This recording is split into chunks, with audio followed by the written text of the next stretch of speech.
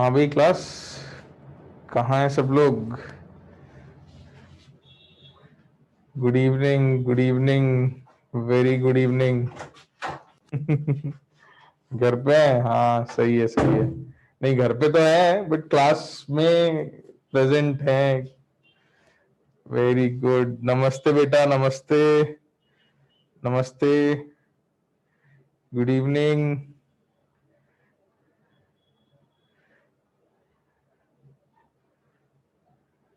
How are you? I am good, physically and mentally present. Very good. मैं अच्छा हूँ बच्चों, तुम लोग कैसे हो? सब अच्छे हैं, सब बढ़िया हैं? Everyone good at home? Suresh बेटा यार अभी एज राइट नाउ तो ऐसे मुझे भी नहीं पता है, देखना पड़ेगा, है ना?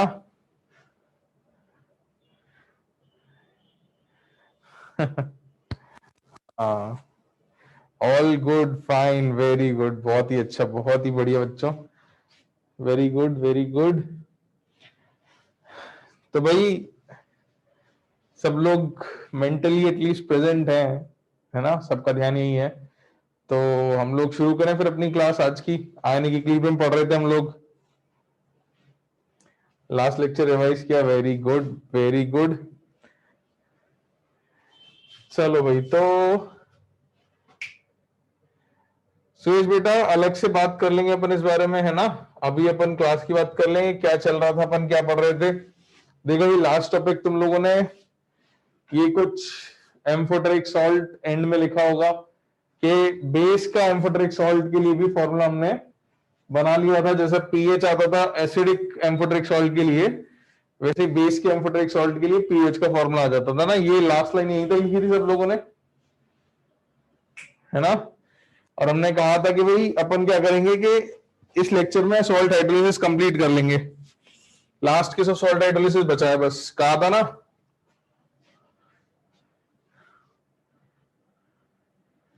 बिल्कुल। चलो तो इसके आगे कंटिन्यू करते हैं अगली हेडिंग से।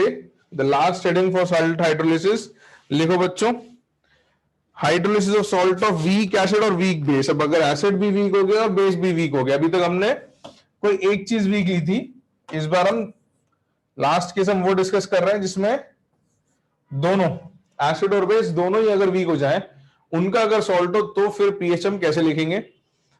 तो पहले एग्जांपल लिखेंगे, डायरेक्ट फॉर्मूला लिखवाऊंगा, एक दो क्वेश्चन अपन डायरेक्ट फॉर्मूला से करेंगे, फिर इसका डेरिवेशन भी कर लेंगे क्योंकि इसके डेरिवेशन में कुछ बातें हमको पता चलेंगी। ठीक है, चलो तो लिखे हेडिंग, लिखो hydrolysis of salt of weak acid and weak base.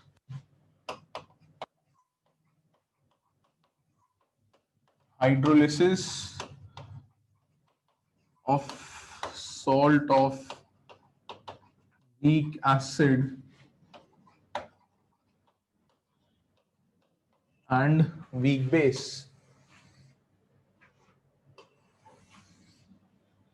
इसके कुछ एग्जांपल्स लिखते हैं भाई, ऐसे कौन से सॉल्ट हैं जो वीक एसिड वीक बेस के हैं।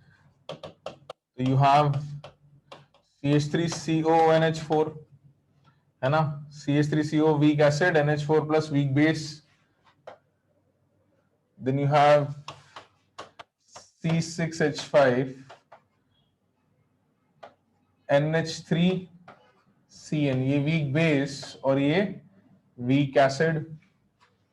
और you can have HCOONH4 and other examples like that। तो किसी में वीक एसिड वीक बेस काफी सारे एग्जांपल्स हो जाएंगे, और भी लिख लेते हैं, चलो कुछ और भी लिख देता हूं मैं। You have NH4 whole twice CO3 भी है, या CH3COO होल ट्वाइस Fe भी लिख सकते हो, है ना? तो इस टाइप से और भी एग्जांपल्स अपन लिख सकते हैं। कोई भी वीक एसिड वीक बेस के सॉल्ट को अगर लिख दो तो उनका जो मिक्स्ड सॉल्ट, उनसे जो रिएक्शन के बाद सॉल्ट बनेगा वो सॉल्ट ऑफ वीक एसिड और वीक बेस होगा। अब मैंने तुम्हें शुरुआत में कहा था सॉल्ट हाइड्रोलिसिस की कि अगर तुमने एक का फॉर्मूला याद कर लिया तो बाकी के फॉर्मूले हम लॉजिकली लिख पाएंगे, मतलब उनको लॉजिकली याद रखना आसान है ना? तो देखते हुए इसका फॉर्मूला डायरेक्टली लॉजिकली कैसे याद रखना है, डिराइव हम कर लेंगे, बट एग्जाम के लिए याद कैसे रखना है फाइनल फॉर्मूला का, डायरेक्टली हमसे पीएच पूछा जाए तो, या पीओएच भी पूछा जाए तो पीएच निकाल के मुझसे पीओएच बता सकते हैं। एग्जाम्पल्स लिखे सब लोगों ने? ठीक है, तो 1 मिनट अभी लिखना मत, उसके बाद आप लोग लिख लेना डायरेक्ट फॉर्मूला। पहले मैं तुमसे पुरानी बातें पूछ रहा हूं, उनको मैं लिख रहा हूं स्क्रीन पे, इसलिए भी लिखना मत।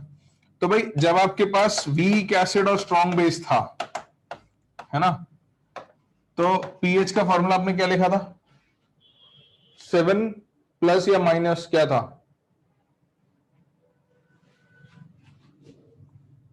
7 प्लस हाफ ऑफ, और यहां क्या आता था? पी किसका आता था? के ए का, के बी का? किसका आता था? के ए। तो पी के ए प्लस लॉग सी है ना, ये फॉर्मूला लिखा था। हमने कहा था कि भाई वीक एसिड है तो के ए आएगा, और 7 से बड़ा आएगा तो प्लस आएगा, यही कहा था हमने। और इसकी मदद से हमने वीक बेस के लिए लिखा था कि अगर स्ट्रॉन्ग एसिड और वीक बेस हो गया तो pH is equals to 7 plus या माइनस, क्या करना है? Minus. Very good. Half of p क्या लिखना था? K, p k b. Very good. P k b plus log c, है ना, यही लिखना था। अच्छा, अब देखो आपको याद रखना कैसे आसान होगा। लास्ट केस है एसिड भी वीक और बेस भी weak, weak acid plus weak base, दोनों वीक हो गए, है ना। तो दोनों वीक हो गए, तो अब 7 प्लस या माइनस क्या करें? हाँ, तो देखो कैसे होगा, सुनना इस बात को। ये दो केसेस हैं आपके पास ना, देखो वीक एसिड था तो प्लस ऑफ हाफ पी के था, वीक बेस था तो माइनस ऑफ हाफ पी के भी था, यही था ना फॉर्मूला। तो क्या होगा, जिसका प्लस था उसका प्लस रहेगा, जिसका माइनस था उसका माइनस रहेगा। देखना फॉर्मूला क्या बन के आएगा। PH is equal to 7 plus half of p के a minus p k b.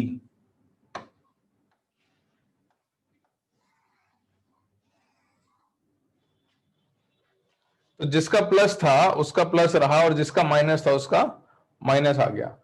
तो याद रखना आसान है ना, मतलब एकदम रिलेटेबल फॉर्मूलेज है। और सी दोनों के हट जाते हैं, है ना। एक बार प्लस का सी था, एक बार माइनस का सी था, ऐड करने पे सी कैंसिल हो जाते हैं। ऐसे याद रखना आसान है, ठीक है। बिल्कुल, इसमें कॉन्सेंट्रेशन से फर्क नहीं पड़ता। तो अल्टीमेटली करना क्या है, तुमको सिर्फ ये फॉर्मूला लिखना है और इसके नीचे स्टेटमेंट लिखना है, बाकी डिराइव अपन कर लेंगे इस फॉर्मूले को, है ना। बट पॉइंट ये कि यहां पर कॉन्सेंट्रेशन से फर्क नहीं पड़ता। और पीएच 7 से बड़ा आएगा या छोटा, कुछ पर्टिकुलरली डायरेक्टली कह सकते हैं कि हम के 7 से बड़ा ही आएगा या छोटा? जैसे यहां 7 से बड़ा आता था, यहां 7 से छोटा, यहां कुछ कह सकते हैं क्या? नहीं कह सकते। डिपेंड करेगा किस पर? के और के बी की वैल्यू पे, है ना। किसकी वैल्यू बड़ी है उस हिसाब से कभी 7 प्लस भी आ सकता है और कभी 7 माइनस भी आ सकता है, डिपेंडिंग अपॉन कौन स्ट्रांग है। वीक में भी रिलेटिवली कौन ज्यादा स्ट्रांग है, उसके हिसाब से पीएच आपका कुछ भी आ सकता है, ठीक है। तो लास्ट केस लिख लो बस, इन एग्जांपल्स के बाद ये लास्ट केस लिखो। Salt of weak acid plus weak base का फॉर्मूला ये है, ये एट 25 डिग्री सेल्सियस है। इससे हम जनरल भी लिख देंगे और अभी डिराइव भी करेंगे, ठीक है। उसमें और कुछ बातें भी आएंगी। लिखा साइड में 25 डिग्री सेल्सियस तक लिख लिया सबने?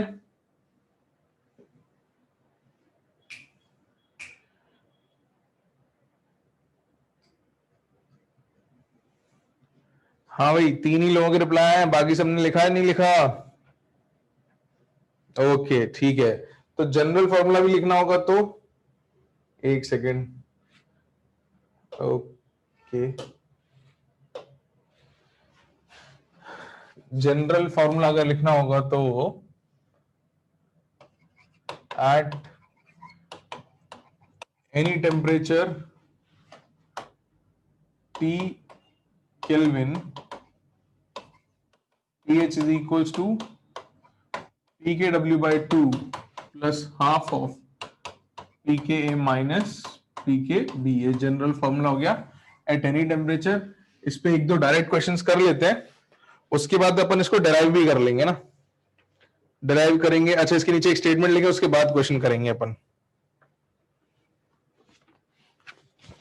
ये लिखो, उसके नीचे एक स्टेटमेंट लिखते हैं, फिर डिराइव करेंगे, क्वेश्चन करेंगे। स्टेटमेंट ये है कि here pH is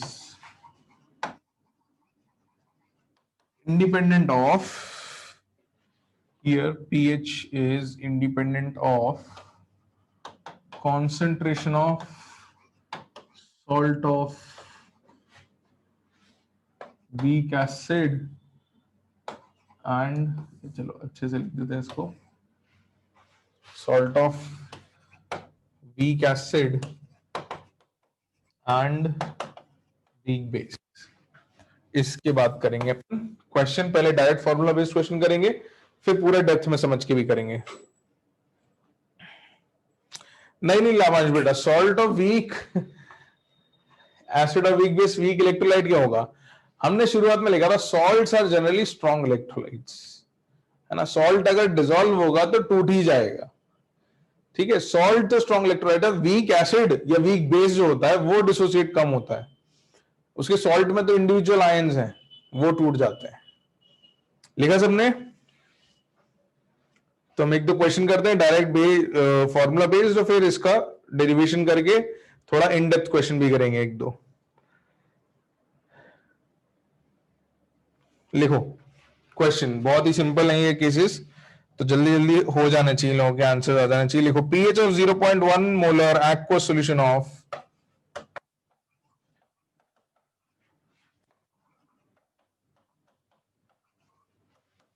CH3COO NH4 at 25 degree Celsius will be question mark. तुमको तो वैल्यूज दे रखी हैं, pKa for CH3COH is 4.74 and pKb for NH4OH is also 4.74। कितना आएगा pH भाई? हाँ, ये तो नंबर देख के समझ में आ जाना चाहिए ना सीधे सीधे कि 25 डिग्री सेल्सियस में 7 आएगा, है ना। इसमें तो कुछ भी दिक्कत नहीं है, डायरेक्ट केस है। अगर केस आइडेंटिफाई करना आ गया तो डायरेक्ट आंसर बता सकते हैं। लिख दूं डायरेक्ट आंसर, किसी को दिक्कत तो नहीं है? पीके भी बराबर है, कैंसिल हो जाएंगे, पीएच सीधे 7 आ जाएगा, है ना। बिल्कुल, दिक्कत नहीं होनी चाहिए, सही बात है। एक केस और डायरेक्ट फॉर्मूला बेस करते हैं, फिर थोड़ा इन डेप्थ अंडरस्टैंडिंग पे पूछेंगे अपन सवाल, है ना।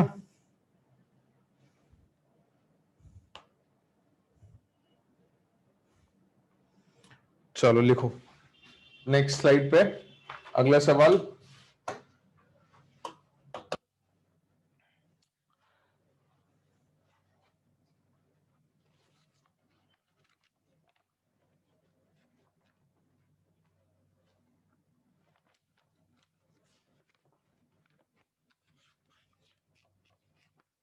Fifty ml of 0.1 molar HCOH, 50 ml of 0.1 molar HCOOH is mixed with 50 ml of 0.1 molar is mixed with 50 ml of 0.1 molar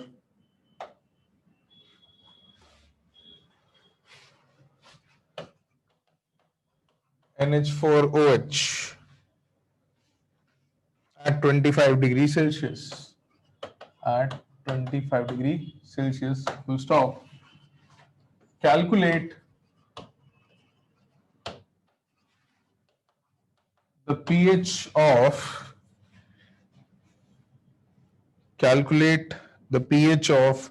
the resulting solution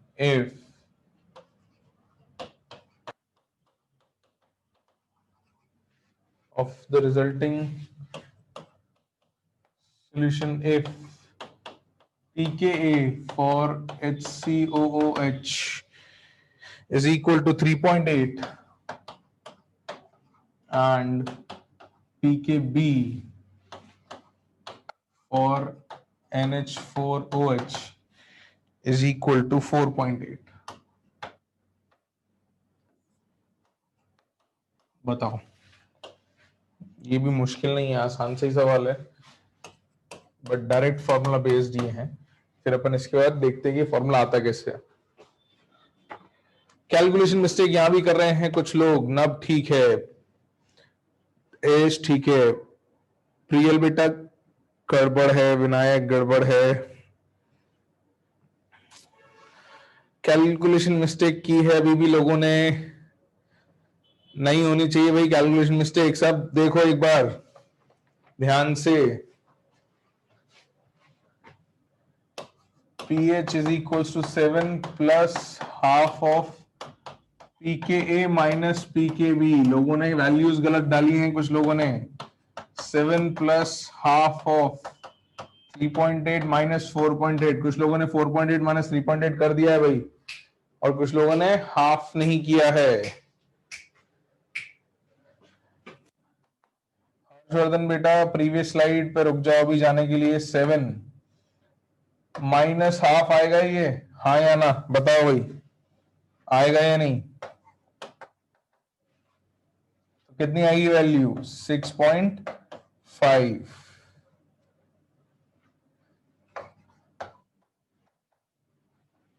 value will be 6.5। तो ये बहुत डायरेक्ट फॉर्मूला बेस्ड सवाल है ना? सिंपल ही है, direct formula based आया तो कुछ ही नहीं करना होगा, या तो कॉन्सेंट्रेशन भी निकालने की जरूरत नहीं है भाई। मिक्स किया, आपको बस ये देखना था कि जितना एसिड है उतना ही बेस है या नहीं, इतना ही देखना था ना, और तो कुछ कैलकुलेट करने की जरूरत नहीं थी। बात समझ में आ रही है? इसमें ये देखना जरूरी था कि एसिड की क्वांटिटी और बेस की क्वांटिटी इक्वल है या नहीं, कि सॉल्ट पूरा बन रहा है या नहीं, बस ये देखना था। वो मुझे पता है बहुत सारे लोगों ने नहीं देखा है, बट देखना था। बात समझ आ रही है? तो देखना, क्योंकि अभी आगे चल के देखेंगे अगर पूरा नहीं हुआ तो फिर दिक्कत हो जाएगी, अगर कुछ बच गया तो, है ना?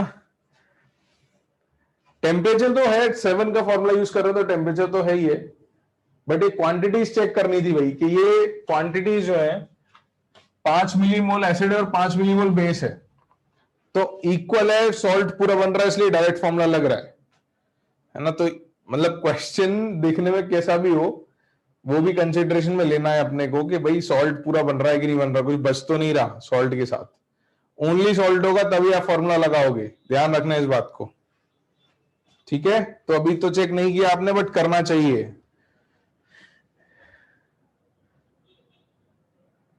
बिल्कुल बिल्कुल, कुछ बच जाएगा तो फिर देखेंगे कि भाई क्या करना है। हाँ, जो जो बचेगा उसके हिसाब से फिर इक्विलिब्रियम लिखना पड़ेगा, या बफर बनेगा, बफर भी सिखाऊंगा, चिंता मत करो। तो बफर में ऐसे केस आ जाएंगे कि अगर वीक एसिड बचता है, वीक बेस बचता है और उसके साथ सॉल्ट है, तो फिर उसको बफर कहते हैं, है ना? तो समझेंगे उसको।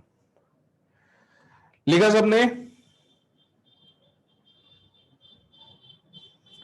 ठीक है भाई, तो अब अपन क्या करते हैं, अपन इसको फॉर्मूले को डिराइव कर लेते हैं, क्योंकि इसके डेरिवेशन में एक दो बातें अपने को सीखने को मिलेंगी जिन पर डायरेक्ट कॉन्सेप्ट बेस्ड क्वेश्चन भी पूछ सकते हैं।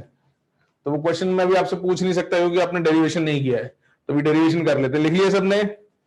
लास्ट स्लाइड पे जाना था, ये रही लास्ट स्लाइड, जल्दी देख लो।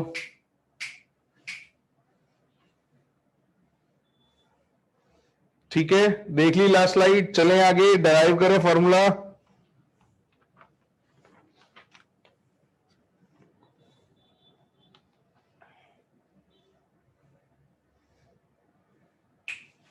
ओके, चल तो अपन आगे बढ़ते हैं, फॉर्मूला डिराइव करते हैं, एक दो क्वेश्चन करेंगे और फिर will be done with salt hydrolysis, will move ahead with buffer.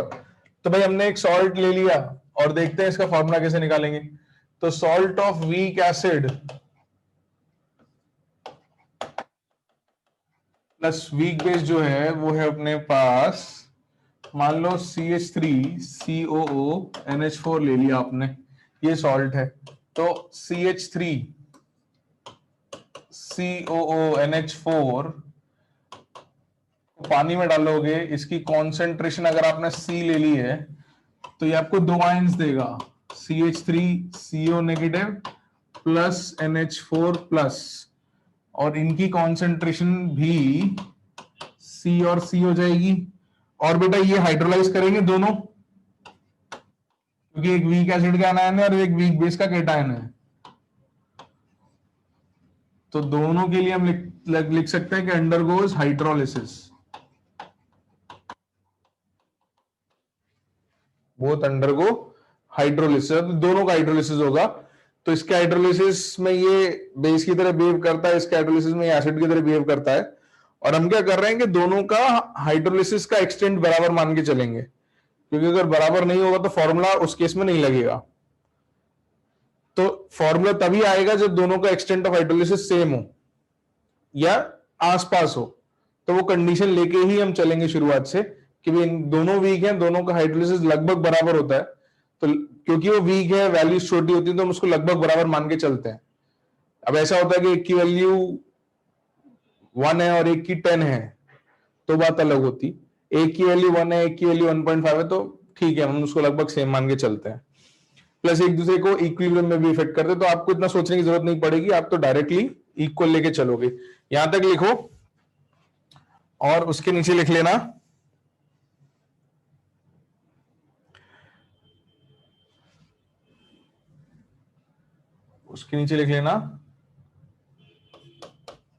कि the values of Ka and Kb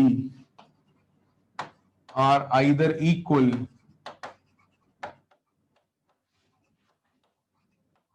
or very close to each other.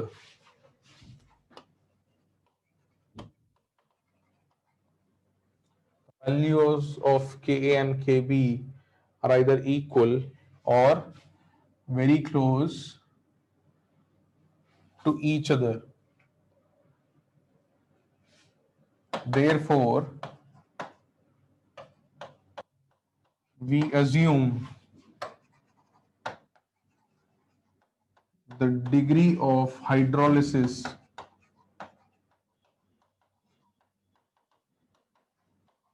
to be same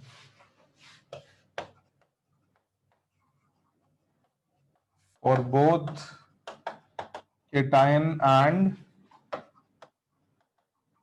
anion। हम ये मान के ही चलेंगे हमारे केसेस में कि डिग्री ऑफ हाइड्रोलिसिस जो है वो सेम है।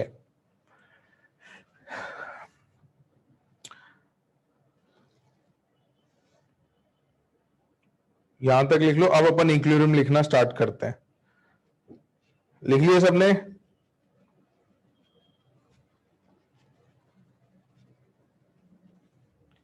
भाई फिर कोई वापस तो नहीं बुलाएगा इस स्लाइड पे कि सर रह गया, जल्दी बताओ। 2 ही लोगों के रिप्लाई आया अभी मेरे पास। हाँ तो जल्दी लिखो, जल्दी लिखो। हाँ ठीक है, लिख लो, मैं वेट कर रहा हूँ, लिख लो।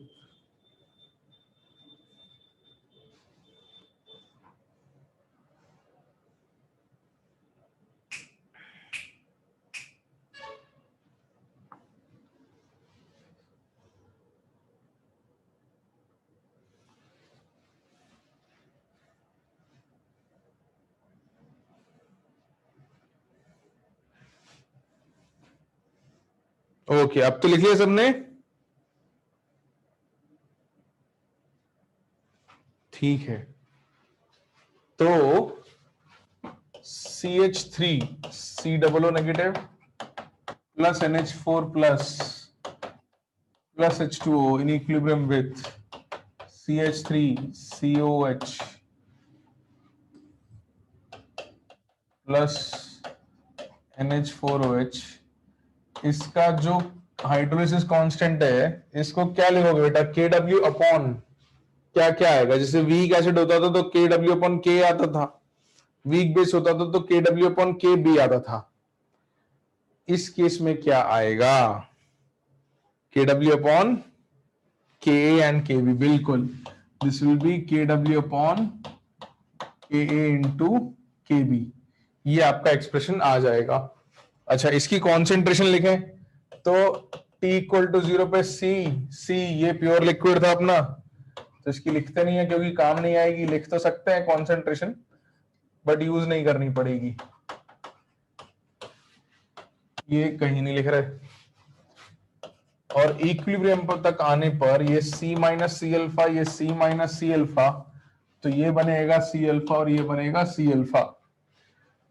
देयरफॉर जब आप KH लिखते हो which is KW upon KA into KB, तो this is equal to C alpha into C alpha upon C into 1 minus alpha into C into 1 minus alpha, और ये C से C कैंसिल हो गया, C से C cancel हो गया, आपको एक रिलेशन मिल गया KW upon KA into KB is equal to alpha square upon 1 minus alpha का होल स्क्वायर, और यू कैन राइट कि alpha upon 1 minus alpha is equals to under root KW upon KA into KB। ये result हमको discuss करना था जिसकी हमने derivation किया है कि नॉर्मली जब हम अल्फा देखते थे छोटा होता था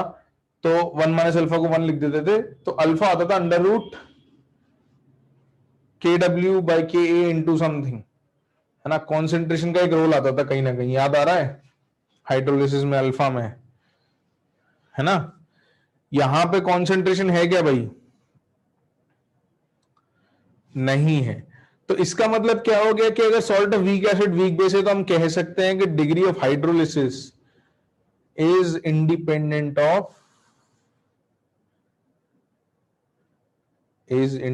ऑफ कॉन्सेंट्रेशन। बिल्कुल।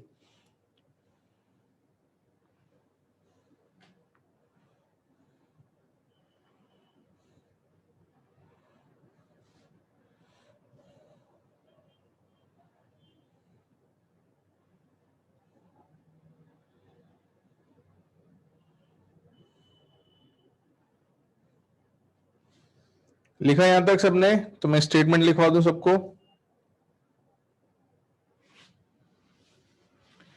ठीक है, तो इसके नीचे हम एक स्टेटमेंट लिखेंगे नोट करके, या जैसा भी तुम लिखना चाहो। तो एक पॉइंट हमारा ये निकल के आया इससे जो हमको समझना है, क्योंकि इस पे डायरेक्ट क्वेश्चन पूछ लेते हैं कि in case of salt of weak acid and weak base, in case of salt of weak acid and weak base, the degree of hydrolysis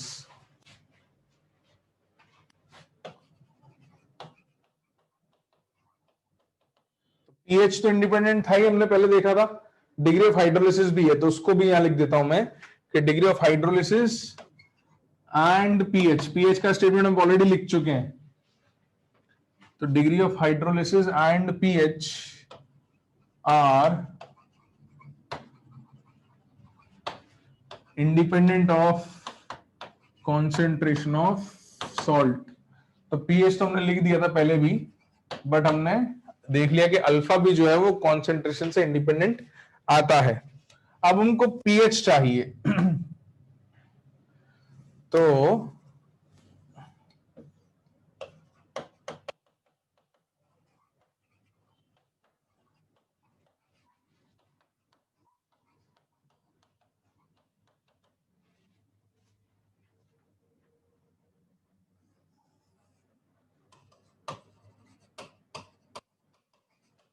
हमको पीएच चाहिए। वो येलो कलर से जो स्टेटमेंट लिखा है वो लिख लिया सबने? आयुष लास्ट स्लाइड, पूछ पूछ के आगे आता हूं फिर भी लास्ट स्लाइड। कितना पीछे ले जाओगे भाई? अरे क्या रह जाता है तुम लोगों का?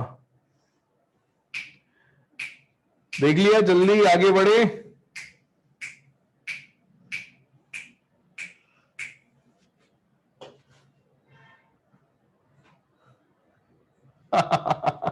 हाँ विनायक, सही बात है। लिखा भाई सबने? लिखा येलो कलर से जो स्टेटमेंट लिखा है वहां तक लिखा? आगे का भी रुक जाओ, मैं बता दूं उसके बाद लिखना है। हाँ, तो देखो हमने अल्फा में रिलेशन तो निकाली, लेकिन अल्फा से पीएच नहीं आ रहा है ना। हमको अल्फा चाहिए तो पी मतलब अल्फा का रिलेशन आ गया, बट हमको पीएच चाहिए। तो ये जो भी मैंने स्लाइड ओपन की थी, तो यहाँ पे अल्फा का रिलेशन तो आ गया, बट पीएच के लिए यहाँ H+ की कॉन्सेंट्रेशन इस इक्विलिब्रियम में कहीं भी नहीं आ रही है। तो मुझे एक ऐसा इक्विलिब्रियम लिखना है जहां H प्लस आए और मैं उसकी कॉन्सेंट्रेशन लिखूं तो मेरा काम चलेगा, है ना? हाँ या ना? अच्छा, एक चीज और नोट कर लो बस कि यहाँ CH3CO माइनस की कॉन्सेंट्रेशन और CH3CH की कॉन्सेंट्रेशन हमको पता है। देखो भाई, पता है ना? CH3CO माइनस की कॉन्सेंट्रेशन और CH3CH की कॉन्सेंट्रेशन पता है हमको, इक्विलिब्रियम पे हमने लिख रखी है ना? अब अपन क्या करेंगे, सिर्फ CH3CH का इक्विलिब्रियम लिखते हैं क्योंकि उसका K अपने को पता होता है ना? वीक एसिड का K अपने को पता है, तो हम ये लिख रहे हैं कि writing the equilibrium of weak acid. कैसे लिख रहे हैं कि भाई ये इक्विलिब्रियम अगर लिखें,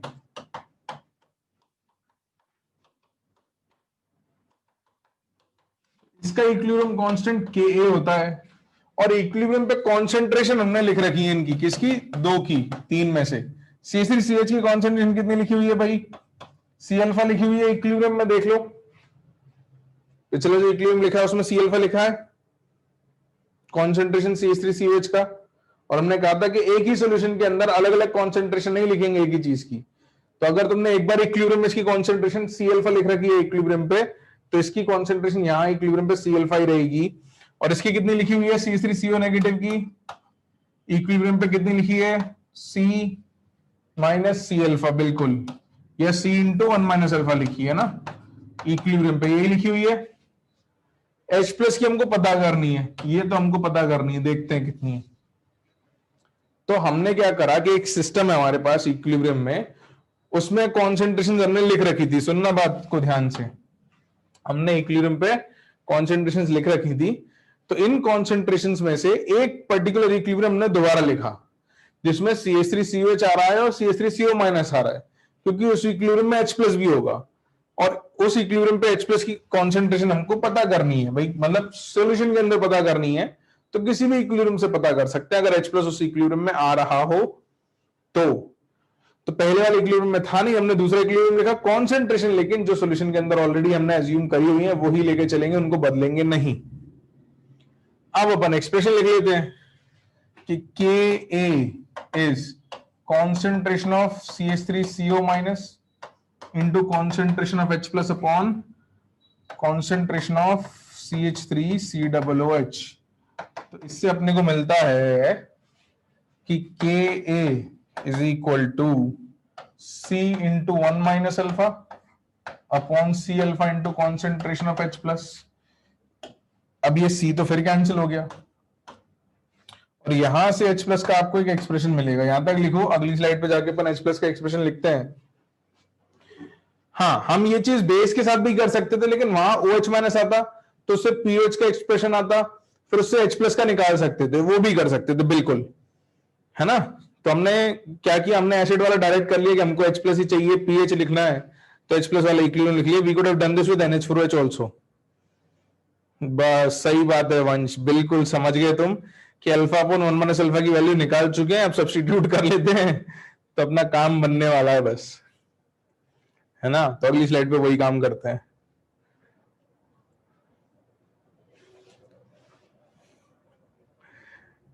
सही है देव, सही है, सही है। हाँ भाई, यहां तक लिख लिया सबने, अगली स्लाइड पे आ जाऊं फिर कोई वापस तो नहीं बुलाएगा। लिखो लिखो, अच्छा लिख लो, लिख लो, लिख रहे हैं लोग, लिख लो लिख लो, आई एम वेटिंग भाई, लिख लो।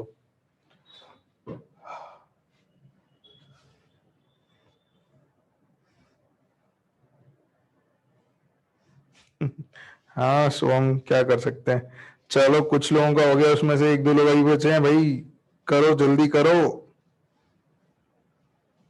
ठीक है, डन बाय एवरीवन। तो हम अगली स्लाइड पे आ जाते हैं। अगली स्लाइड पे हमको एक्सप्रेशन मिल गया कि concentration of H plus is equal to alpha upon 1 minus alpha into Ka, यही मिला ना? और अल्फा अपॉन 1 माइनस अल्फा हमने ऑलरेडी लिख रखा था पहले, उसकी वैल्यू सब्स्टिट्यूट कर देते हैं।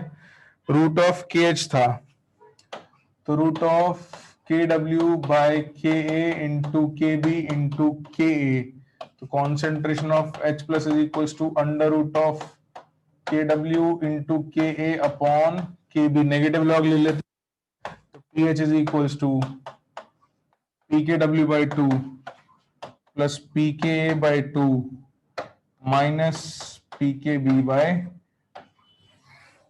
2, यही जनरल फॉर्मूला लिखा था हमने।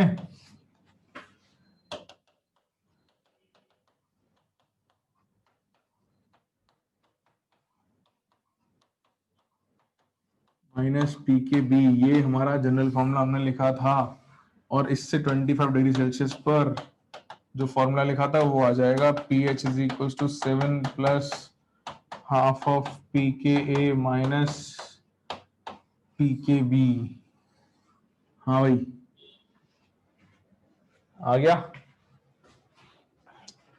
तो डेरिवेशन कर लिया बातें समझने के लिए, कैसे यूज करना है उसके लिए, मगर फॉर्मूला डायरेक्ट लिख पाएंगे हम एग्जामिनेशन हॉल में? क्योंकि एग्जामिनेशन हॉल में हम इस चीज को डिराइव नहीं करेंगे।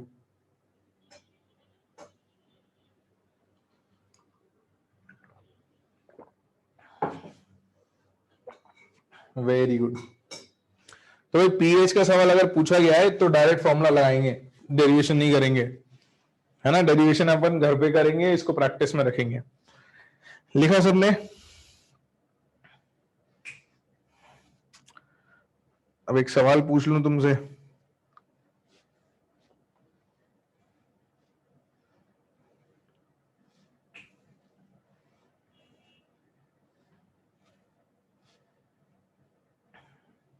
अच्छा लिखो लिखो जल्दी लिखो। एक सवाल सिंपल, फिर एक सवाल कैलकुलेटिव, फिर अपन बफर पे आ जाएंगे आज। We'll move on to buffer solutions.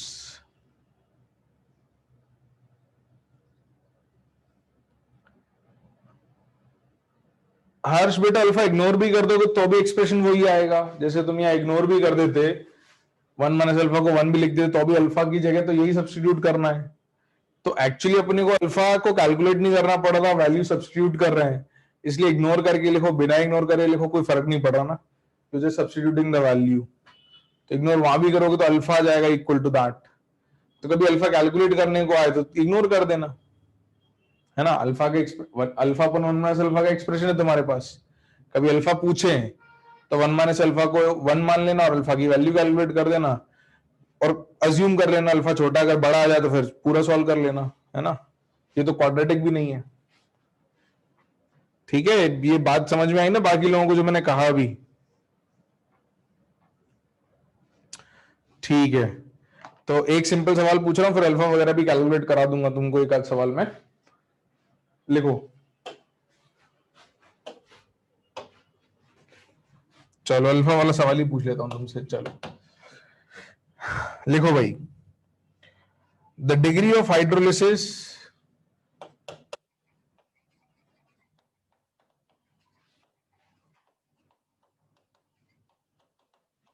of a salt of weak acid and weak base is found to be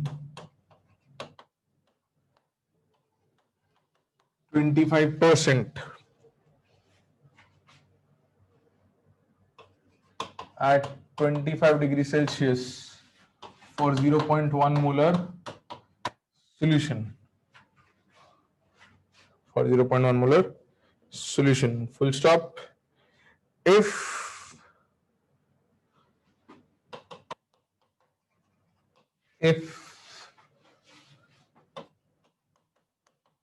the solution is concentrated to 0.2 molar, then the degree of hydrolysis of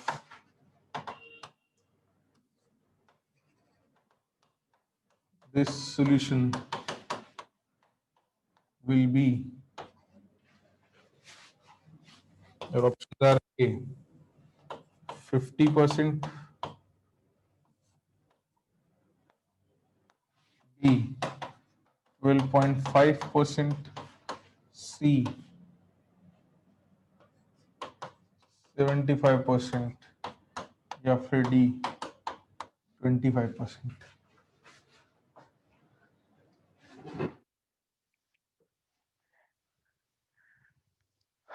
दो लोगों के answer आ गए। अरे ठीक है, 3 के आ गए भाई। 4, 5, 6, 7।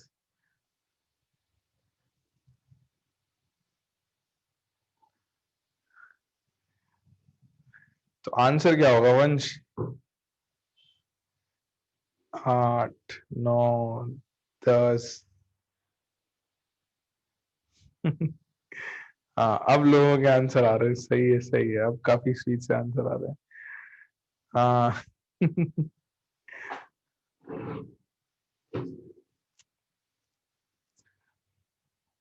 तो दिन द परसेंटेज कर देना इसको, क्योंकि ऑप्शन परसेंटेज में दिए हैं। वरना अगर डिग्री ऑफ हाइड्रोलिसिस बोलते तो परसेंटेज हटा के बोल देना चाहिए था, बट ठीक है। तो भाई कुछ कैलकुलेट करने की जरूरत है क्या इस सवाल में? नहीं है। नंबर दे दिए बट नंबर्स का कोई काम नहीं है भाई। हाँ, ये जरूर कर सकते थे। What they could have done is, सुनना बात को ध्यान से, कि अगर ये परसेंटेज नहीं लिखा, they could have given you 25%, b 50%, c 0.25 और डी 0.50।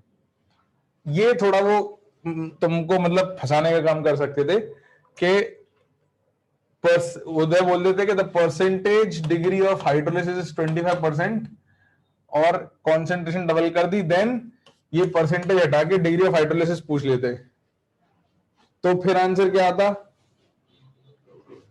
तो फिर आंसर सी आता, है ना? तो यहां तो क्योंकि परसेंटेजेस दिए थे सारे, तो परसेंटेज ही बताया अपन ने। लेकिन अगर वो परसेंटेज दे दें और डिग्री पूछ लें, तो ऐसा कर सकते हैं कि अपन जल्दी जल्दी परसेंटेज मार्क कर देते हैं कई बार, कि 25 का 25% ही रहेगा, लेकिन पूछा परसेंटेज नहीं है, पूछा आपसे डिग्री है। ठीक है, समझ में आ रही है बात? अब हालांकि इसमें तो तुमसे सिंपल ही बात पूछी थी।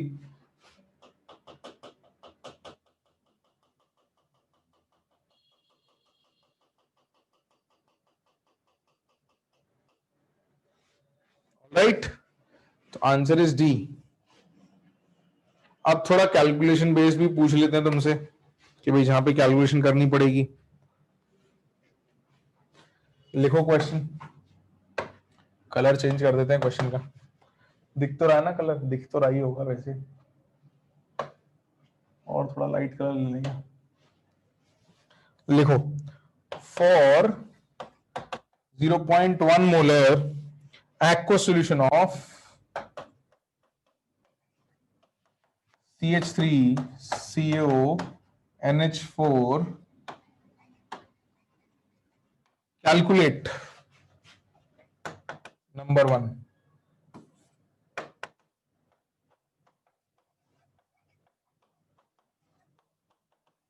Percentage hydrolysis. Second,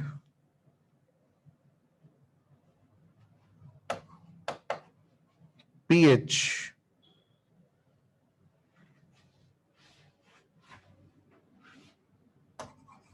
If Ka for CH3COOH is equal to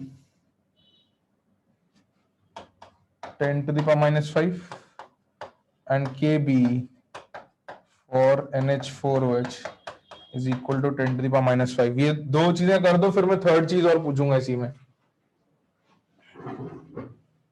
हाँ प्रतीक बेटा।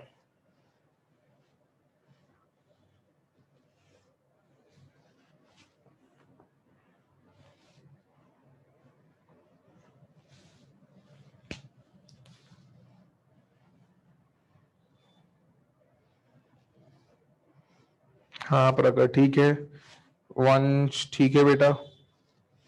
पीएच तो दिख ही रहा होगा, मतलब डायरेक्ट ही पीएच तो सिंपल सवाल है। एक चीज तुम्हें कैलकुलेट करनी है, फर्स्ट वाली वो करो, एक थर्ड चीज और कैलकुलेट करवाऊंगा, बट वो ये दोनों के बाद करवा देता हूँ। हाँ, तो अप्रोक्सीमेशन लगाया क्या तुमने इसमें अल्फा निकालने के लिए? है ना, और लगा सकते हैं, दिख रहा होगा अल्फा तुमने माना होगा 0.1 से छोटा, तो जो तुमने assumption लिया वो आ गया क्या वैल्यू? हाँ, बट आंसर कम लोगों का है, अभी बाकी लोगों से भी चाहिए मेरे को आंसर भाई। I want answer from others as well.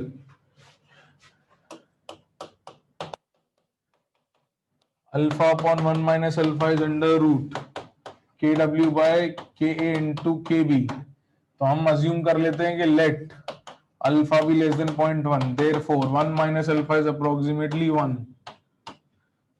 Therefore alpha is equal to under root kw by ka into kb। Value रख दो 10 to the power minus 14 अपॉन 10 to the power minus 5 into 10 to the power minus 5, तो alpha आ जाएगा 10 to the power minus 2। तो assumption के हिसाब से ठीक है, बट ये आंसर नहीं है। एक सेकंड, अजम्पशन के हिसाब से ठीक है ना, अल्फा 0.1 से छोटा आ गया ना, तो परसेंटेज अल्फा कितना हो गया? 1%। ये पूछा था अपने से, ये आ गया आंसर फर्स्ट पार्ट का। सेकंड पार्ट का आंसर तो बहुत ही सिंपल है, डायरेक्ट लिख दूं क्या? के भी बराबर है, पी के भी बराबर है, कैंसिल होने वाले हैं 7, बिल्कुल। अब तुमसे थर्ड पार्ट में कुछ पूछा है सवाल ने, क्या पूछा है वो मैं लिख देता हूं, यहां तक लिख लो सब, फिर थर्ड पार्ट पूछता हूं तुमसे।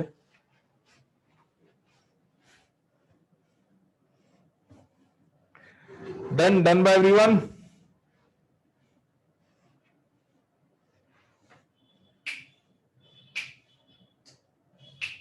सही है। तो थर्ड पार्ट ये कह रहा है कि if above solution is diluted 10 times,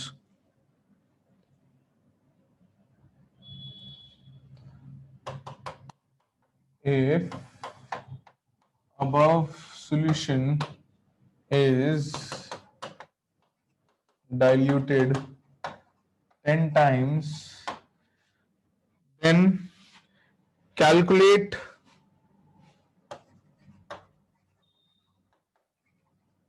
the equilibrium concentration of NH4OH।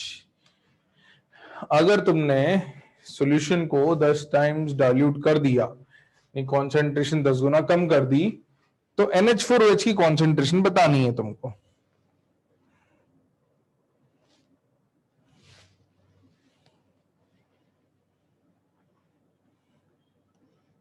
जो मुश्किल काम नहीं है, क्योंकि तुम NH4OH की कॉन्सेंट्रेशन एक्चुअली इक्विलिब्रियम में लिख चुके हो कि क्या आएगी। तो थोड़ा देखो, ऐसी जगह पे तुमको इक्विलिब्रियम लिखने की जरूरत पड़ सकती है, या अगर तुमने अच्छे से रिवाइज कर रखा है तो तुम्हें डायरेक्टली दिख जाएगा कि भाई इक्विलिब्रियम पे कॉन्सेंट्रेशन क्या आएगी।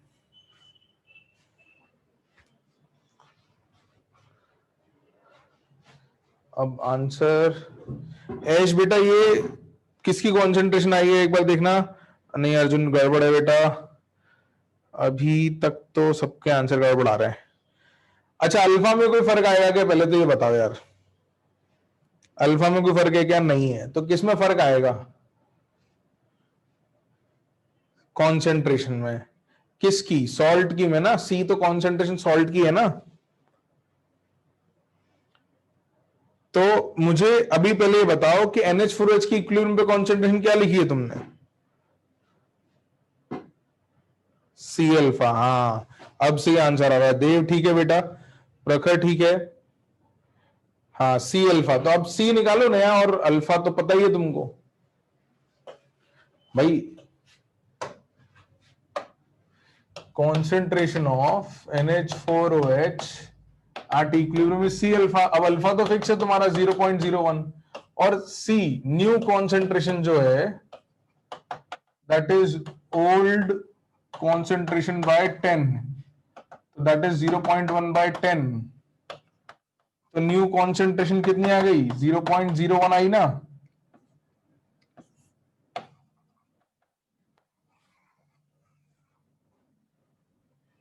और अल्फा 0.01 है, therefore NH4OH की concentration eight new equilibrium will be 0.01 into 0.01 में डायरेक्ट लिख रहा हूं 10 to the power -4 मोलर। तो अल्फा नहीं बदलेगा, लेकिन कॉन्सेंट्रेशन ऑफ सॉल्ट तो बदल जाएगी। सी की वैल्यू तो बदलती है, सी बदल सकता है ना, सॉल्ट की कॉन्सेंट्रेशन तो बदल सकती है।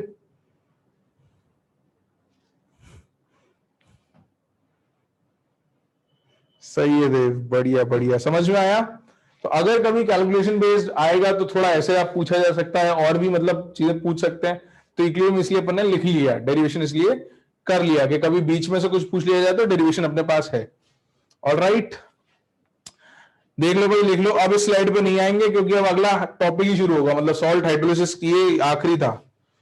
तो अब देख लो, मन भर लो, लिखना है जो कुछ लिख लो इस स्लाइड पे से, दोबारा नहीं आएंगे इस पे।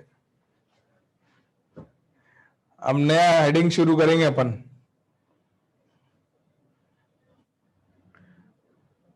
लिख लिया सबने क्वेश्चन स्लाइड? अरे रे, तो क्वेश्चन क्यों नहीं लिखते हो सॉल्व करने से पहले? लिखा करो भाई।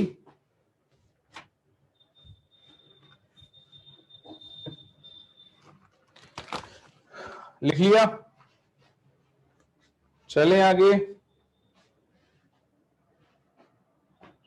मृत्युंजय हो जाएगा यार, मतलब फिजिकल तो काफी अच्छा ही चल रहा है, मतलब आयन एक आधे से ज्यादा कर लिया अपन ने।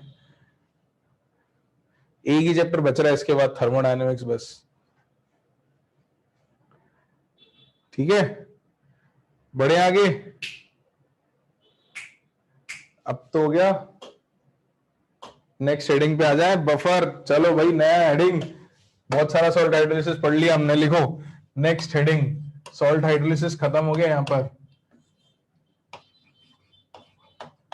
बफर सॉल्यूशंस, किसी को पता है क्या भाई बफर सॉल्यूशंस क्या होते हैं?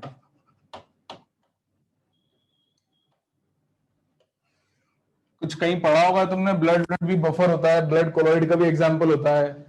ब्लड काफी जगह आ जाता है, कोलॉइड के एग्जांपल में ब्लड लिख देते हैं, बफर के एग्जांपल में ब्लड लिख देते हैं। ऐसा कहीं सुना है क्या? एनसीईआरटी पढ़ोगे तो शायद कहीं मिल जाएगा। मेरे को ऐसा याद है कि मैंने शायद एनसीईआरटी में पढ़ा था कि blood is an example of a buffer solution, it is also an example of colloidal solution. तो कोलॉइडल सॉल्यूशन में भी एग्जांपल दे देते हैं कि आपका जो ब्लड है, तो मैं बता देता हूँ इसका मतलब क्या है, सुनो सुनो। हाँ अर्जुन, वो होता है, सही बात है। अच्छा सुनो सुनो सुनो, मैं बता रहा हूँ, सुनो सुनो क्या होता है। एक तो ब्लड को बफर भी क्यों होना पड़ता है ये भी बता देता हूँ। देखो, ह्यूमन बॉडी में a lot of enzymes and catalysts and a lot of things work only under certain pH conditions, कि अगर कुछ पर्टिकुलर पीएच का एनवायरनमेंट मिलेगा तो ही चीजें काम करती हैं, वरना नहीं करती हैं। तो to maintain that pH, blood acts as a buffer solution. तो बफर सॉल्यूशन का बेसिक काम क्या है कि वो पीएच को चेंज होने को रेजिस्ट करता है। जैसे, सुनना बात को ध्यान से, जैसे मान लो, सुनो इस बात को, अगर आपने वाटर ले लिया है ना, लिखना नहीं है, सिर्फ सुनना ध्यान से। वाटर ले लिया और इसमें कॉन्सेंट्रेशन ऑफ H+ जो थी, 1 लीटर पानी ले लिया आपने, ये थी 10⁻³ मोलर, है ना। और आपने क्या किया, इसमें और H+ ऐड कर दिया। या चलो एक काम करो, आपके पास H+ के ओरिजिनल मोल्स जो थे उसको लिख देते हैं हम, 0.001 मोल्स थे, है ना। आपने H+ के मोल्स ऐड कर दिए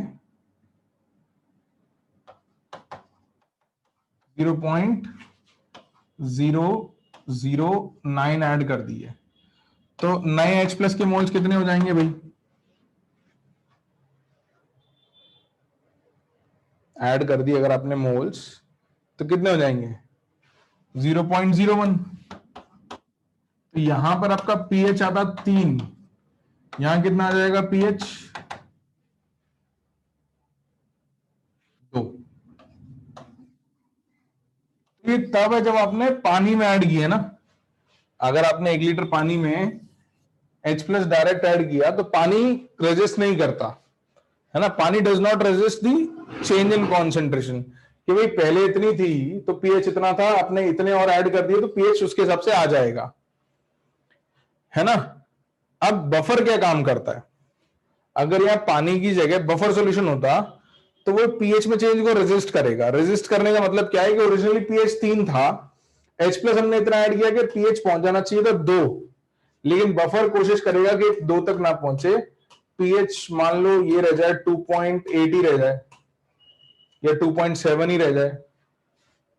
तो पीएच हमने H प्लस ऐड किया ये सोच के कि हम पीएच को 1 से चेंज कर देंगे, और पानी होता तो हो ही जाता चेंज। लेकिन बफर सॉल्यूशन ऐसे सॉल्यूशंस होते हैं जो पीएच चेंज को रेजिस्ट करते हैं। यानी कि हमने ये सोच के डाला H प्लस कि पीएच जो है 1 से चेंज हो जाए, लेकिन हुआ 0.2 या 0.3 से ही चेंज। यानी कि कोई चीज थी उस सॉल्यूशन में जिसने उस H प्लस को कंज्यूम कर लिया, है ना। होगा कैसे, क्या होगा, वो सब समझाऊंगा, लेकिन क्या काम करता है ये समझ में आ रहा है तुमको। तो वो क्या करता है, पीएच में चेंज तो आएगा लेकिन उसको रेजिस्ट करेगा कि जितना आना चाहिए उतना ना आके कुछ कम आएगा चेंज। तो इसका मतलब कि अगर H प्लस डालोगे तो उसको कंज्यूम करेगा, या OH माइनस डालोगे तो उसको भी कंज्यूम करेगा। तो पीएच में चेंज को रेजिस्ट तभी कर सकते हैं जब वहां कोई ऐसी चीज हो जो अपने H प्लस डालने पर उसको कंज्यूम कर ले, उससे रिएक्ट कर जाए, है ना, उसको कहीं और एंगेज कर दे। तो अपन देखेंगे कि भाई बफर सोल्यूशन कैसे बनाते हैं, और दोनों चीजों से होना चाहिए। बफर है तो मतलब H प्लस भी कंज्यूम कर पाए और OH माइनस दोनों कंज्यूम करने की कैपेसिटी होनी चाहिए उसमें, क्योंकि वो दोनों तरफ पीएच को रेजिस्ट करेगा, ऊपर बढ़ाने को भी और नीचे जाने को भी। तो अपन देखते हैं, लेकिन उसका काम ये है, ठीक है। हाँ, कह सकते हैं कि पीएच को फ्रिक्शन प्रोवाइड कर देता है, हालांकि फ्रिक्शन नहीं होता वो, बट ठीक है, you can say that kind of it resists the change in pH, है ना। चलो तो अपन इसको लिख लेते हैं, बट बेसिक मतलब समझ में आया सबको बफर सॉल्यूशन का, कि किस सॉल्यूशन को बफर सॉल्यूशन कहेंगे। ठीक है, लिखो। It is defined as the solution that can resist a change in pH और pOH. It is defined as the solution that can as the solution that can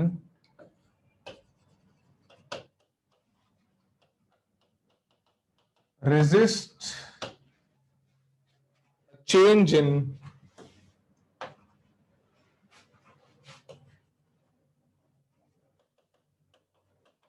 pH or pH on addition of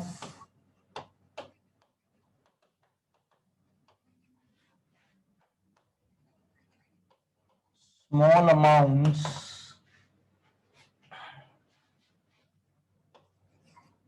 of H plus or OH minus into the solution.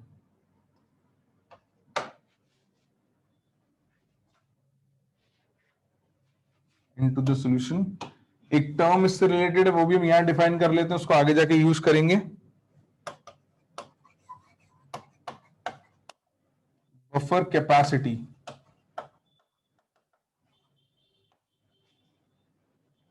In bracket, buffer capacity, bracket नहीं, colon लगा दो इसके आगे, colon, उसमें लिख दो it is measured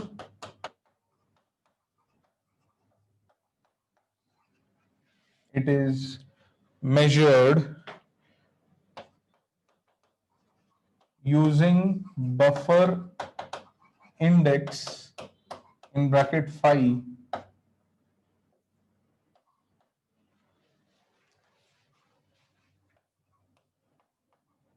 where phi is equal to number of moles of H plus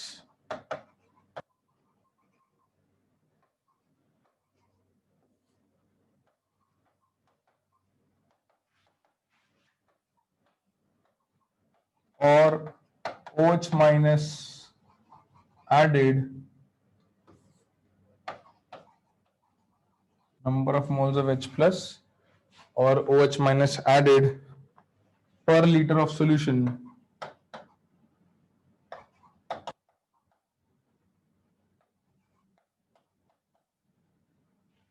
on mod of change in pH. इसको use करना भी सिखाऊंगा आगे। अभी फॉर्मूला लिख लो, पहले बफर समझ लें, फिर फाई को कैसे यूज करना है वो भी देखेंगे।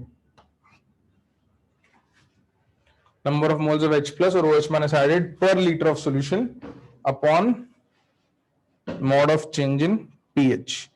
तो पहले तो बफर देखेंगे, बनाएंगे कैसे बफर, फिर उस पर कुछ चीजें कैलकुलेट करेंगे और फिर बफर कैपेसिटी भी देखेंगे।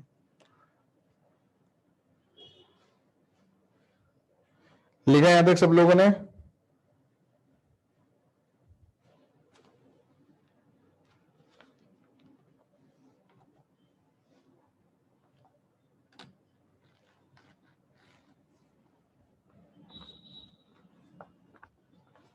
ठीक है, तो अब देखते हैं कि बफर बनाते कैसे हैं। तो हम तीन टाइप के बफर बनाएंगे, एसिडिक, बेसिक और सॉल्ट बफर। तो सब हेडिंग लिखो, types of buffer solution, types of buffer solutions. और उसमें पहला जो टाइप हम पढ़ेंगे वो पढ़ेंगे एसिडिक बफर का। एसिडिक बफर, मान लो हमको बफर सॉल्यूशन बनाना हो, और अगर एसिडिक बफर बनाना हो तो कैसे बनाएंगे।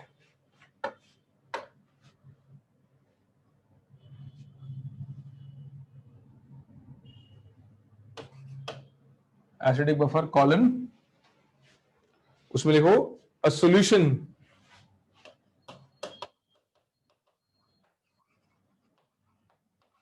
formed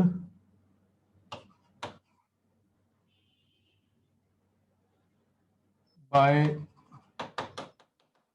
मिक्सिंग लिख सकते हैं, या हैविंग ऐसे लिख सकते हैं, और having a weak acid and salt of its conjugate base.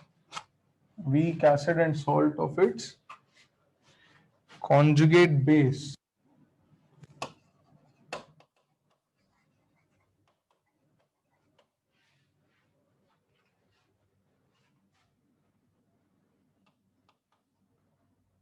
In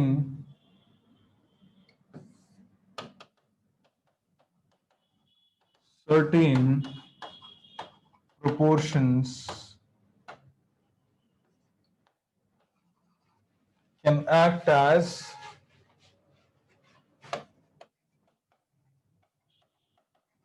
acidic buffer solution. Example, आपको वीक एसिड चाहिए और उसके कॉन्जुगेट बेस का सॉल्ट चाहिए। तो जैसे आपके पास वीक एसिड HCN है या CH3COH है, तो HCN का भाई कॉन्जुगेट बेस क्या होगा? हाँ लिख लो, लिख लो, लिख लो भाई, लिख लो, सब लोग लिख लो, फिर बात करते हैं अपन।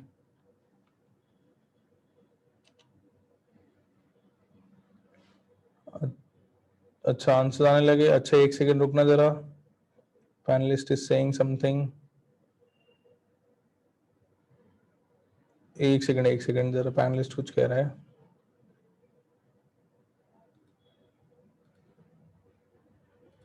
ओके,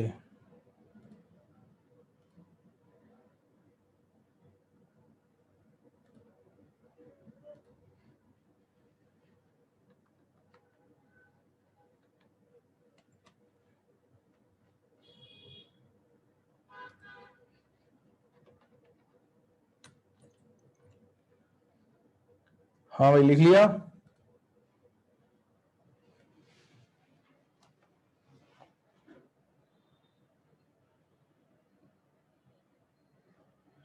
पॉजिटिव नहीं बेटा, प्लस लिखा है CH3COH के सामने।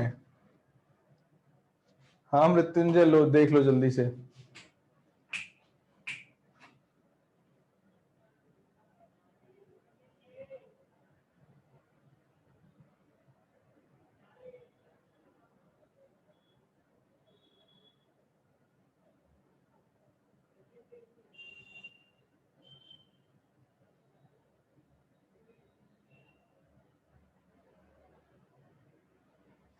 ओके, तो देखो, हाँ कॉन्जुगेट बेस पूछा था मैं HCN का, तो कुछ लोगों के रिप्लाई आए थे भाई, क्या है कॉन्जुगेट बेस HCN का CN नेगेटिव, इसका सॉल्ट चाहिए तो यू कैन हैव NaCN या KCN। तो अगर आप एक सॉल्यूशन बनाओ जिसमें आप वीक एसिड लो और उसके कॉन्जुगेट बेस का सॉल्ट ले लो, तो ये बफर की तरह एक्ट कर सकता है कुछ कॉन्सेंट्रेशन रेंज में। कॉन्सेंट्रेशन रेंज क्या होगी वो अपन सीखेंगे अभी, लेकिन इसका मिक्सचर बफर की तरह एक्ट कर सकेगा। This has a possibility of acting as a buffer. इसी तरीके से CH3COH अगर है तो इसके कॉन्जुगेट बेस का सॉल्ट, इसका कॉन्जुगेट बेस क्या होगा भाई, CH3COH का कॉन्जुगेट बेस क्या होगा, CH3CO नेगेटिव, तो CH3COO नेगेटिव के साथ एक कैटायन Na लगा दिया जैसे, है ना। अच्छा और भी एग्जांपल देख लेते हैं, H2CO3 एक वीक एसिड है, अच्छा इसका कॉन्जुगेट बेस क्या होगा, इसका कॉन्जुगेट बेस क्या होगा, CO3 2 नेगेटिव नहीं होगा, CO3 में तो दोनों H प्लस चले गए, एक H प्लस हटाओगे तो कॉन्जुगेट बेस बनेगा, एक H प्लस हटा दो तो इसका कॉन्जुगेट बेस H3O3 नेगेटिव, तो इसका सॉल्ट बना दो Na प्लस। ठीक है, ये समझ आता है, ये बात समझ में आती है। हाँ अच्छा, NaHCO3 भी एम्फोटेरिक है, तो ये भी एसिड की तरह भी बिहेव कर सकता है और बेस की तरह भी, पढ़ा था ना अपन ने, याद है। तो अगर ये एसिड की तरह बिहेव करे, सुनना, HCO3 नेगेटिव अगर एसिड की तरह बिहेव कर रहा है तो इसका कॉन्जुगेट बेस क्या होगा भाई, इसका कॉन्जुगेट बेस क्या होगा, CO3 2 नेगेटिव, इसका कॉन्जुगेट बेस CO3 2 नेगेटिव, एक H प्लस हटा दोगे तो कॉन्जुगेट बेस आ जाएगा। तो यहां अगर NaHCO3 ले लोगे तो यहां Na2CO3 इसका कॉन्जुगेट बेस। तो ये कुछ एग्जांपल्स हैं, अपन आगे और भी एग्जांपल्स देखेंगे, बट वीक एसिड और उसके कॉन्जुगेट बेस का सॉल्ट का अगर मिक्सचर बनाते हो, सॉल्यूशन बनाते हो, तो it can act as a buffer. बिल्कुल बेटा देव, अपन ने क्लास की शुरुआत में जब पढ़ना शुरू किया था तब सीखा था कि एसिड अगर एसिड की तरह बिहेव कर दे, H प्लस रिलीज कर दे या OH माइनस गेन कर ले, तो जो बनता है वो उसका कॉन्जुगेट बेस बनता है। हाँ कैटायन दूसरे हो सकते हैं, बिल्कुल कैटायन किसी भी बेस का हो सकता है ना, cation can be of any base. All right, लिख लिए सबने। तो अब अपन फॉर्मूला डिराइव कर लेते हैं भाई कि ये मतलब पता कर लेते हैं कि कैसे पीएच बताएंगे बफर का, एसिडिक बफर का, फिर बेसिक बफर का भी कर लेंगे। सिंपल है, ज्यादा मुश्किल नहीं, बहुत ही सिंपली आ जाता है इसका पीएच। तो लिखा सबने यहां तक, रिटर्न बाय एवरीवन, चलें आगे। ठीक है, तो अब अपने पास एग्जाम्पल एक लेके चलते हैं, उसका फॉर्मूला निकालेंगे पीएच का एसिडिक बफर के लिए। तो मान लो आपके पास CH3COOH है और CH3COONA है, कॉन्सेंट्रेशन इसकी C1 और इसकी C2, भाई मिक्सचर है तो कॉन्सेंट्रेशन अलग अलग हो सकती है ना, दो चीजों की, दो अलग अलग चीजें, एक एसिड और एक उसका सॉल्ट, तो अलग अलग कॉन्सेंट्रेशन हो सकती है, सेम भी हो सकती है बट अलग अलग हो सकती है। तो हम जनरल ले लेते हैं C1 C2। तो अब अगर आप इक्विलिब्रियम लिखोगे CH3COH in equilibrium with CH3CO negative plus H plus, तो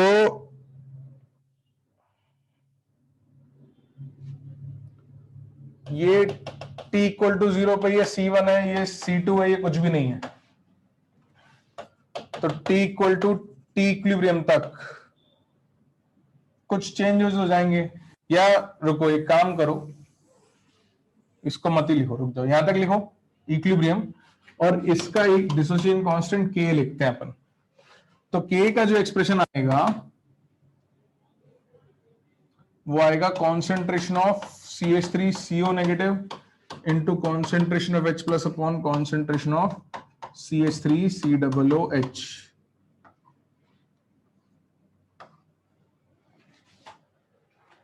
और इसको अब अपन रीअरेंज कर लेते हैं तो हमको मिल जाता है concentration of H plus is equals to KA into concentration of CH3COH upon concentration of CH3CO negative, ऐसे लिखो। अब यहां से अपन अपना पीएच का फॉर्मूला बनाएंगे।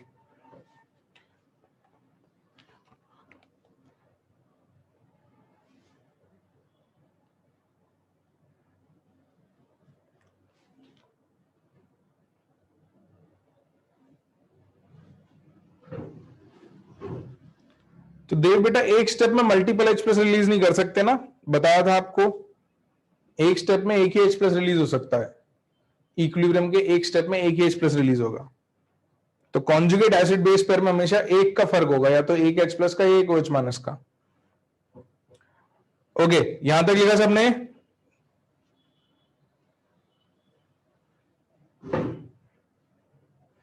लिख लिया? जल्दी बताओ। तो बस अब अपना अगले स्टेप में फॉर्मूला आने वाला, negative log of H plus ले लेते हैं यहां पे दोनों तरफ। तो you get pH is equals to p के a negative log of CH3COH upon CH3CO negative. तो यहां से आ जाएगा pH is equals to p के a plus log of CH3CO negative upon CH3COH। लेकिन अपन अगर जनरल फॉर्मूला लिखना चाहते हैं तो अपने को पीएच मिल जाएगा पी के ए प्लस लॉग, बेटा CH3CO माइनस कॉन्जुगेट बेस है और CH3COH वीक एसिड है, हाँ या ना? तो अपन अब जनरल फॉर्मूला लिख देंगे कि pH is equal to p के a plus log of conjugate base का कॉन्सेंट्रेशन अपॉन वीक एसिड का कॉन्सेंट्रेशन। ये अपना जनरल फॉर्मूला आ गया है ना, इसको लिख लो। और एक क्वेश्चन सिंपल सा इस पे डायरेक्ट वाला कर लेते हैं अपन।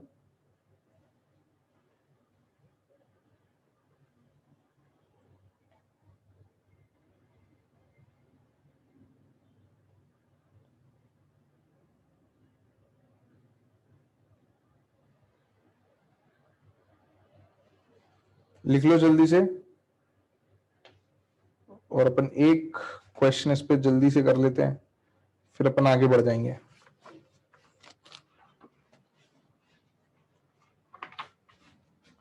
लिखा?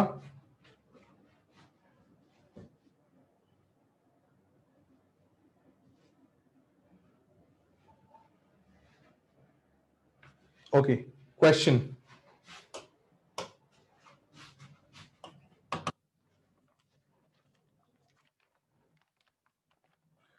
देखो, calculate pH of a solution containing,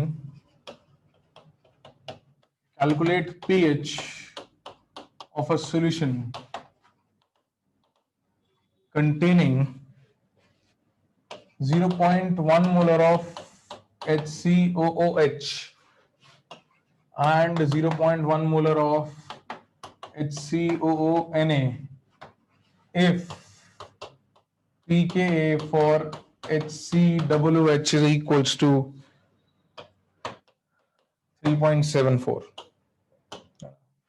बहुत ही सिंपल सवाल दे रहा हूं मैं, क्योंकि this is we are towards the end of the lecture, तो ज्यादा टाइम नहीं लगेगा। सिर्फ फॉर्मूला का यूज कैसे करना आना चाहिए वो बताने के लिए। क्या आएगा भाई आंसर?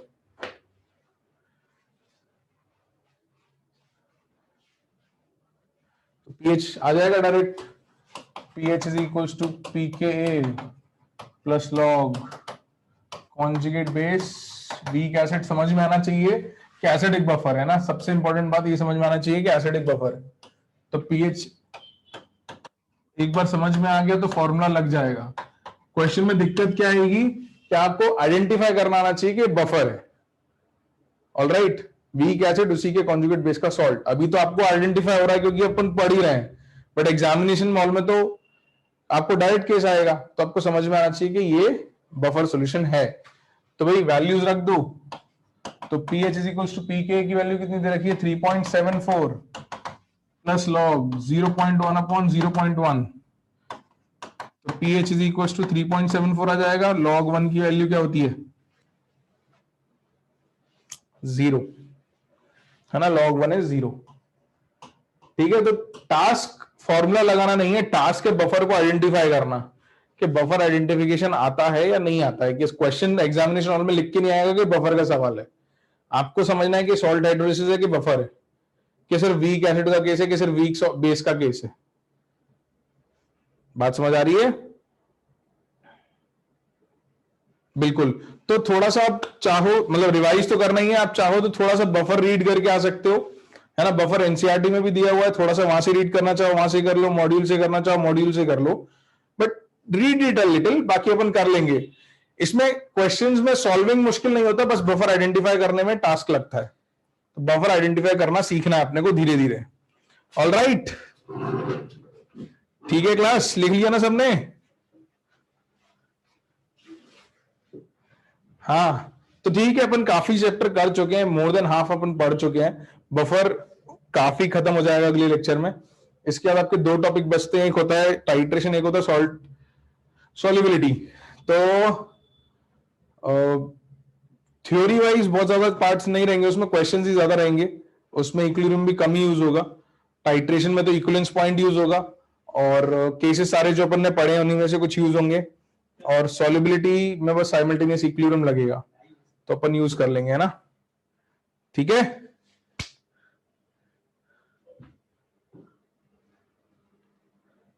हर्ष बेटा अपन डिस्कस कर लेंगे अगली क्लास में बातें, अभी बफर पढ़ना अपने को बाकी है।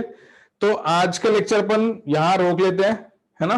We continue from here in our next lecture, ठीक है। Indicators will be in titration. Okay, bye bye. Bye बच्चों, बाय बाय।